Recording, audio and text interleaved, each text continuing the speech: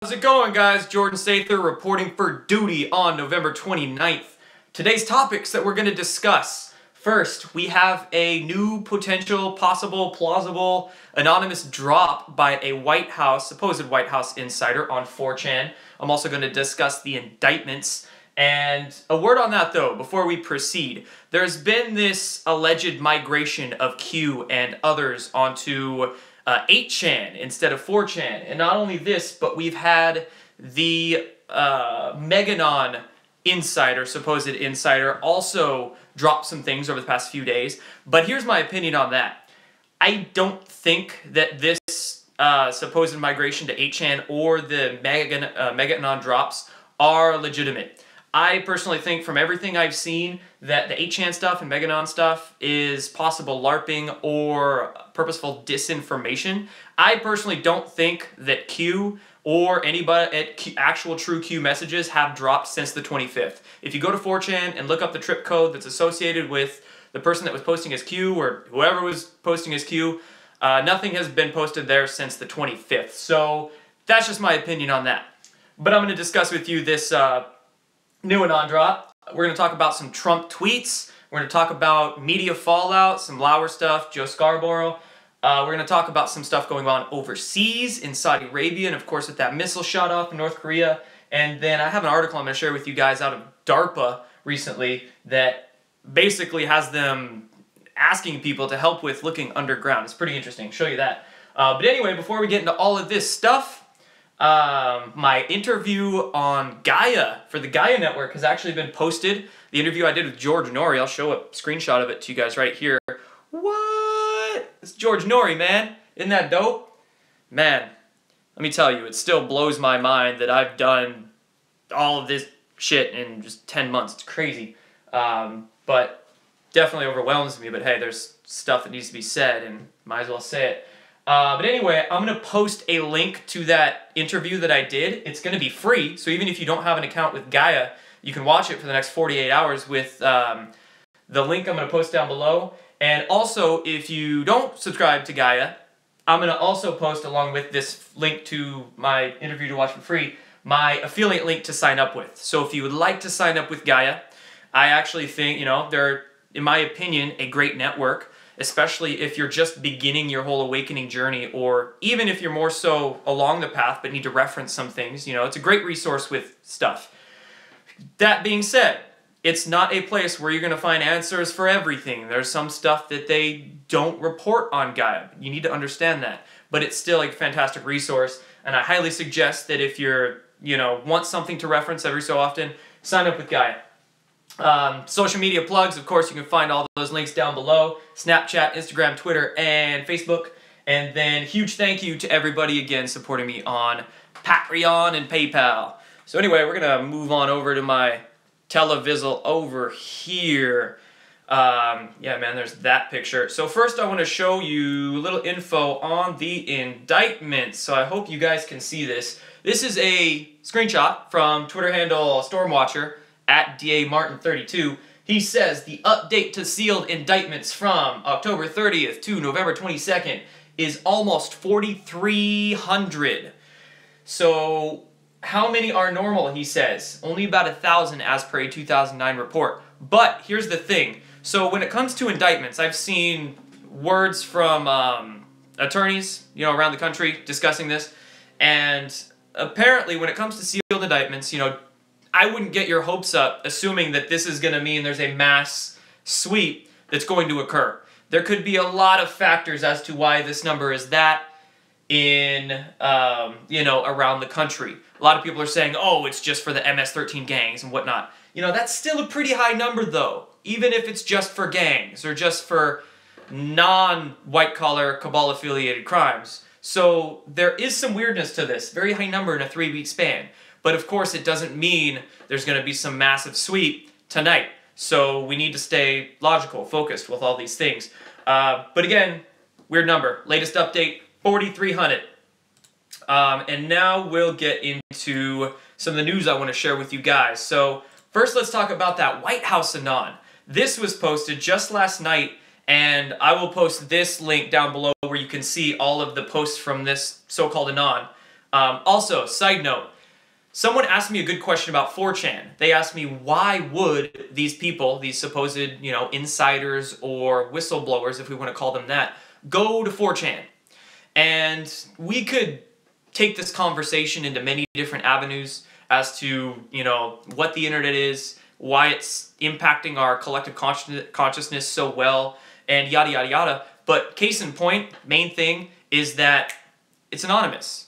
It's an anonymous source, so anybody can go on there and post stuff, and what that's going to do is then make us, the people reading 4chan, have to do our own research on it, and talk to people, and increase the awareness, and again, that collective consciousness. So there's just many good reasons why 4chan, which is also why I don't believe that there was any kind of migration off 4chan to 8chan or whatever the case is.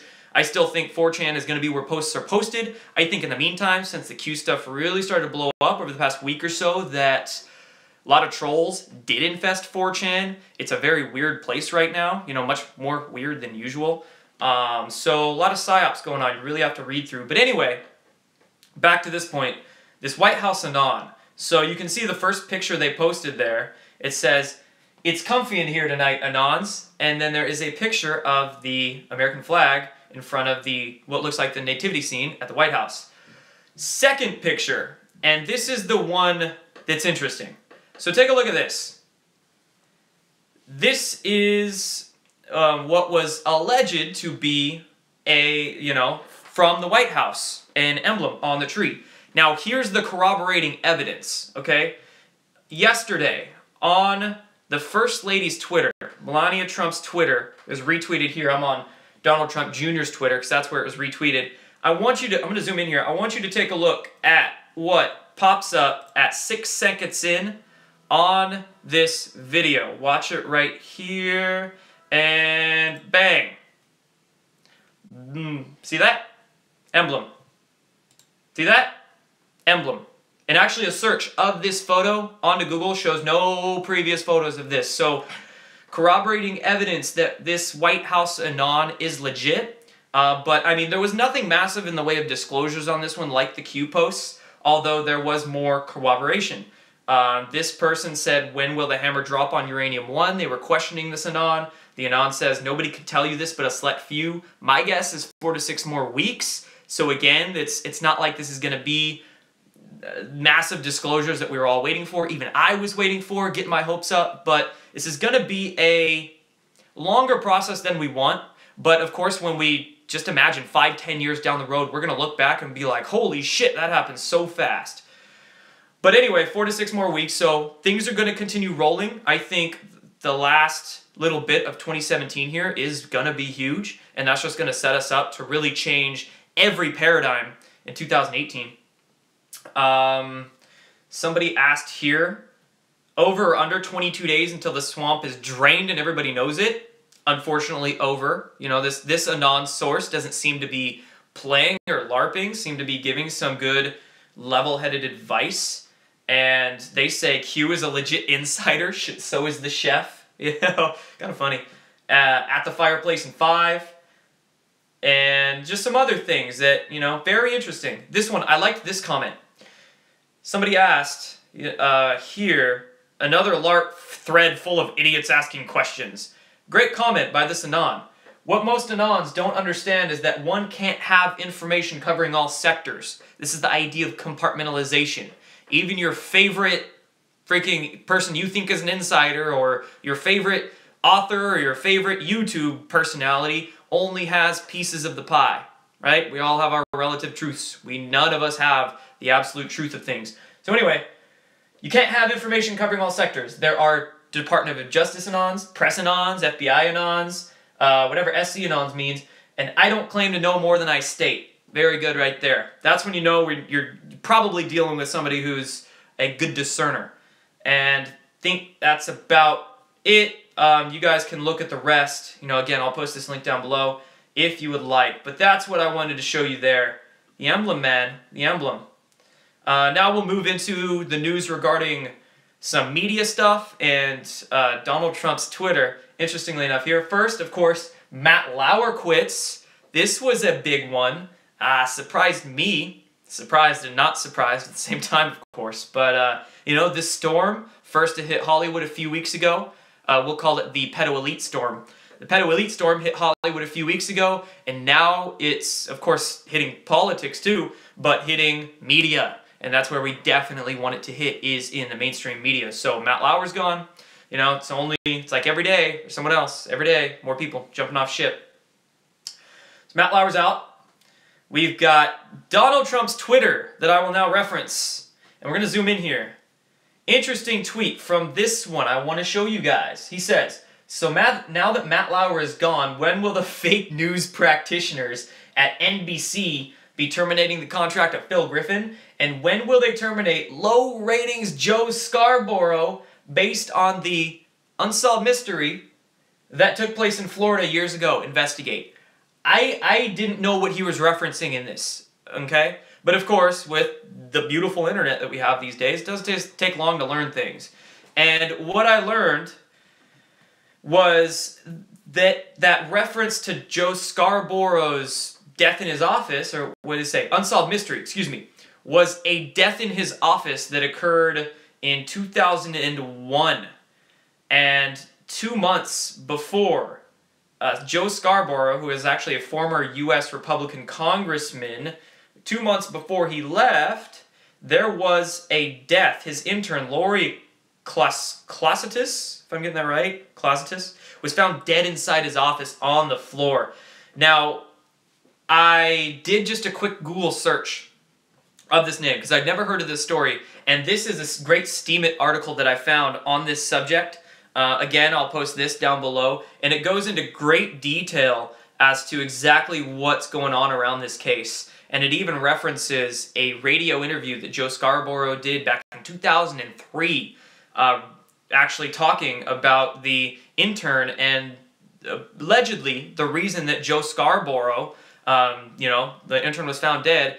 Allegedly, Joe Scarborough murdered this intern because he had sex with her. So, hey man, maybe that's why Joe Scarborough was viciously deleting his tweets over the past couple days. Anything referencing Donald Trump, because he's like, oh shit, oh shit, oh shit, right? Ha! But anyway, you can take a look at the Steemit article if you would like. Now we'll talk about some things going on that are a little lighter than the Pedogate disclosures that we're all expecting, but these disclosures come by way of Judicial Watch, great oversight watchdog agency. Judicial Watch hints at explosive new Clinton Lynch tarmac documents. The cover-up begins to end. And the reason I say light is because this is basic cover-up, right? This is only the FBI covering up the meeting between Bill Clinton and Loretta Lynch that happened in middle 2016. So no cover-ups matching the stuff about the trafficking and pedophilia and, you know, special access programs and all that jazz. But still something that can lead to all that other stuff being disclosed that can open up people's minds to, yeah, corruption is systemic in our society. But anyway, Tom Fitton at Judicial Watch, you can see here, basically says the FBI hid Clinton Lynch tarmac meeting records, and as the cover-up begins to end, thanks to Judicial Watch, the day after tomorrow, which will be Thursday. Day after today, which will be tomorrow, Thursday. And looks like Judicial Watch is going to be dropping some stuff. I'm all for that. This comes by way of the Gateway Pundit. It says, this was hilarious. Donald Trump is just... I want to know who's designing this guy's strategy, right? I'm sure he's a smart dude, but he can't be doing it alone, you know?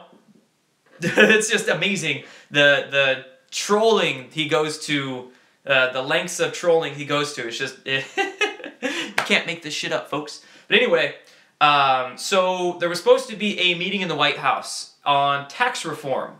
And Nancy Pelosi and Chuck Schumer, the minority leader Democrats, were supposed to be there. They canceled last minute. And funny enough, Donald Trump put both of their chairs right on either sides of him. And they were empty chairs. So he literally straight just I mean, you can see the press conference here. He's sitting alone with nobody on either side of him. A lot of elbow room right there. And just completely trolling Pelosi and Schumer. Pelosi went ahead and tweeted at him afterwards with her panties in an obvious bunch, saying, oh, it's verbal abuse, it won't longer be tolerated, yada yada. But anyway, oh, good point here. Remember this is the same Nancy Pelosi who referred to sexual predator John Conyers as an icon. Funny. Speaking of which, there's all of these accusations against the Roy Moore, okay? Republican Roy Moore, who is going for a Senate or House seat or something to that effect right now. I'm not too sure. But anyway, there's all these allegations around him being a sexual predator. But it looks to be the case that this is being completely made up by the deep state just so the Republican Party, you know, as much as I hate fitting into that two-party paradigm, but they're preventing the Republican Party from getting another seat in Congress. On the One American News Network here, they ran an exclusive special report finding those accusers of Roy Moore to have ties to drug dealers, and of course none other than the Washington Post. The Washington Post, same one that's been beautifully exposed by Project Veritas a couple days, so much so that the Washington Post is running an ungodly amount of ass-covering articles trying to do damage control on it. But, you know, Washington Post being outed by not just Project Veritas, but One American News Network right here, and, you know, it's Washington Post is probably the, I would say, the biggest foundation of deep state media. Remember, the Washington Post in 2013, when they were bought out by Amazon CEO Jeff Bezos, got a $600 million contract. And of course, recently, Jeff Bezos netted billions of dollars from the military-industrial complex. So the Washington Post is a pillar in the deep state corporate media, so it's fantastic that they are being taken down. Remember, when all the Pizzagate stuff blew up a year ago, John Podesta ran to the Washington Post and got himself an op-ed article there to talk as much shit and do as much damage control as he could. So, again, that's just another dot to connect as to why the WAPO sucks so much. So I'm totally happy about that. We'll go to some overseas news. That Saudi Crown Prince uniting 40 Muslim countries to wipe out terrorists from Earth. Good news, right? That sweep that's going on overseas and is taking root, it's taking hold. Great sentence right here on Zero Hedge. Says the rounding up of over 200, I'd imagine it's more than that, I've heard 400 to 500, Saudi princes, sultans, and businessmen in early November should not be taken lightly. Exactly. Understand, there's many things going on behind the scenes, and it's only a matter of very short time before it really hits home here in America. It already is, but it's gonna exponentially increase, the chaos will. But anyway, so Saudi Crown Prince uniting 40 Muslim countries overseas. That's great. Of course, North Korea hit the news yesterday, launching their ballistic missile up into the atmosphere. It can reach Washington, D.C. Latest North Korean ICBM can hit anywhere in the continental U.S. Excuse me. Let me slow down here. So, if you watched my update recently, one of them, I was discussing SpaceX and North Korea heavily. And the reason I was discussing them was because of the drops by Q that I'm going to reference here really quick. And these drops by Q basically said, they were referencing SpaceX and discussing how SpaceX and North Korea may very well be linked. Well, of course, I was discussing in one of my latest videos how North Korea could very well be a CIA proxy, just cutout, deep state cutout. And SpaceX, what if they're supplying North Korea with some of their technologies to enhance their missiles? And another dot to connect these points that I was making comes by way of this picture I'm going to show you guys as to the increase in North Korean technology and their rockets over the past few months. You can see here on May 3rd they fired one called the HS-12. These are all the rockets that North Korea has fired over the past couple months. May 13th, this is how high it went up, 2,000 kilometers.